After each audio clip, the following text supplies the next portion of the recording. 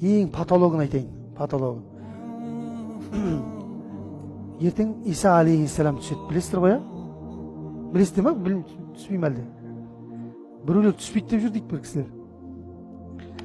Бұл пайғамбар саллаллаху алейхи вассалам кәдімгідей сахих сенімді хабарларында айтып кеткен, Иса алейхиссалам Шамға, Дамаскіге түседі деп айтқан, дұрыс па? Дамаскі қазіргі Сирияның астанасы. Дамаскіге барсаңыздар, сол жерде ғалымдар оның түсетін мұнарасын белгілеп қойған.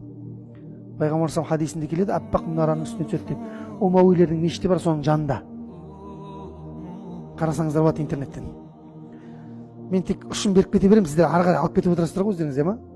Бәрін андай тапсилияны айтып керек жоқ. Сонда Иса алейхиссаламды екі қолтығынан екі періште алып түседі дейді көктен. Қалай бар, солай көтеріліп кетті ғой, өйткені ол. Сынақ қой, кәдімгідей аналарға да бізге де бәрімізге сынақ. Сөйтіп қолтығынан алып түсіп, жаңа аппақ мұнараның үстіне келеді дейді. Бұл түсіп жатқан кезде мешітте намазда қамат түсіріліп жатады дейді. Сонда жаңағы түскен кезінде пайғамбар саллаллаху хадисін сипаттайды, орта бойлы кең иықты шашы иығына дейін түскен, әр шашынан маржандар тамып тұрады дейді.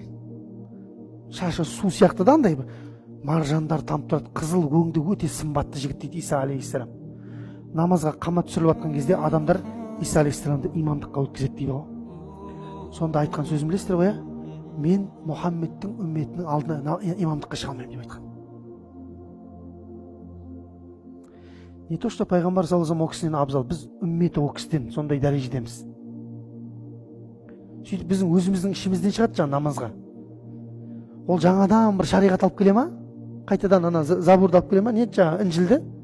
Жоқ, болды, оның бәрі кетті. Немен үкім жүргізеді? Құранмен, хадис, сүннетпен үкім жүргізеді. Иса алейхиссалам. Міне сіздерге патолог. Сөйтіп жердің бетіне келіп, жердің бетіне ең ұлы фитнаның нүктесін қояды бұл. Ең ұлы фитна қай фитна еді? Мәсіх айтпақшы, маған комментарийде ұрсып жатыр деп жатыр бір кісілер. Дәджалмен кездескен айтпай кетіпсің деп.